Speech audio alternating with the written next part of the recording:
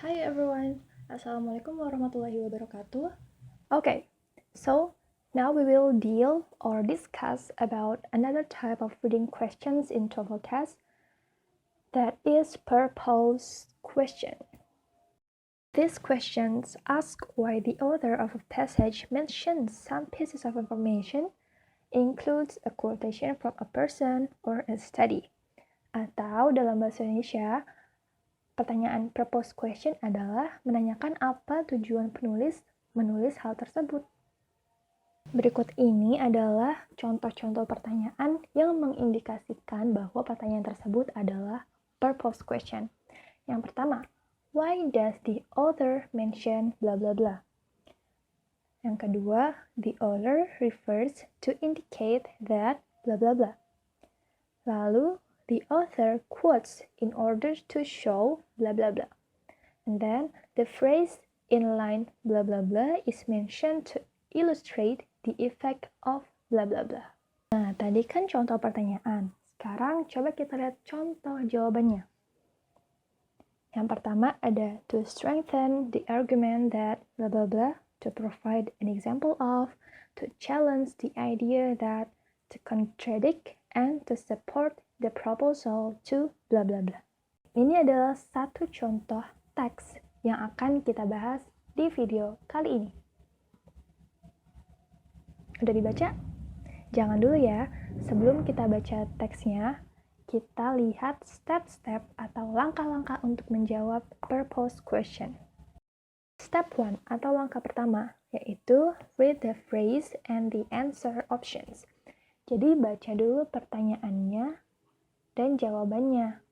Di sini ada pertanyaan, in the paragraph 2, why does the author include the information that American wages have been increasing rapidly?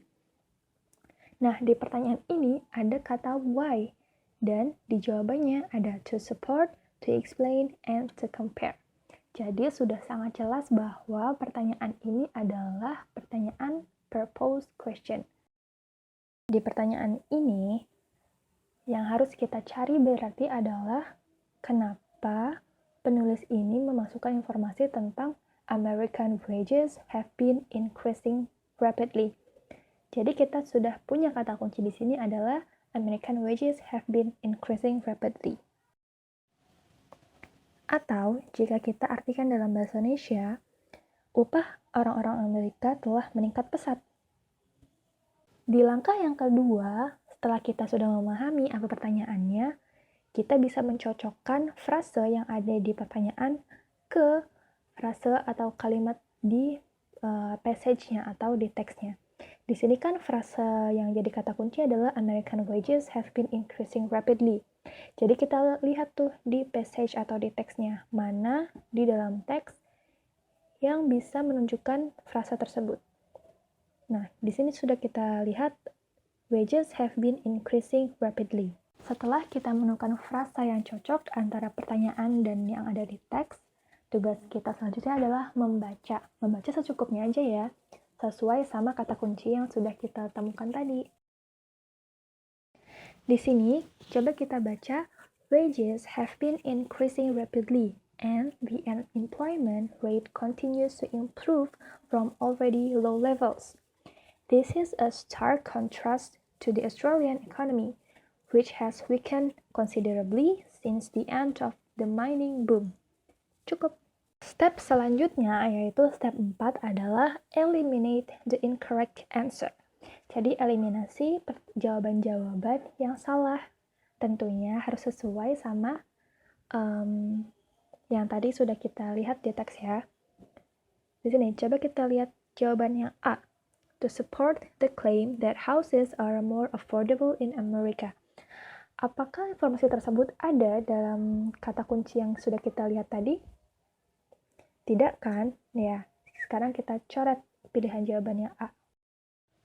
Pilihan jawaban B yaitu to explain why the Australian housing market had weakened. Nah, apakah di teks yang kita baca tadi ada bagian yang menjelaskan kenapa Australian housing market itu melemah? Tidak kan? Jadi, kita juga bisa eliminasi pilihan yang kedua. Sekarang, kita lihat pilihan jawaban C, yaitu to explain the future prospects of capital growth in housing industry. Apakah ada yang berhubungan dengan pilihan jawaban C ini di jawaban yang sudah kita highlight tadi? Tidak ada? Baik, maka kita harus eliminasi lagi pilihan jawaban yang C. Sekarang kita lihat pilihan jawaban D. Oke, pada pilihan jawaban D yaitu compare the strengths of American economy against that Australian economy. Kita lihat pada kalimat yang sudah kita highlight tadi. Apakah ada yang membandingkan tentang kekuatan American economy dan Australian economy? Ada ya, karena di situ ada kata kunci yaitu contrast. Lihat di teksnya ada kata contrast. Contrast itu membandingkan. Kontras itu kan sangat beda, jadi bisa juga dikatakan sebagai perbandingan antara ekonomi Australia dan ekonomi Amerika. So, the correct answer is D. Okay, we've finished this lesson of TOEFL preparation course, and I hope to see you again in another lesson. Have a nice day, and if you have any questions, please comment down below. Wassalamualaikum warahmatullahi wabarakatuh.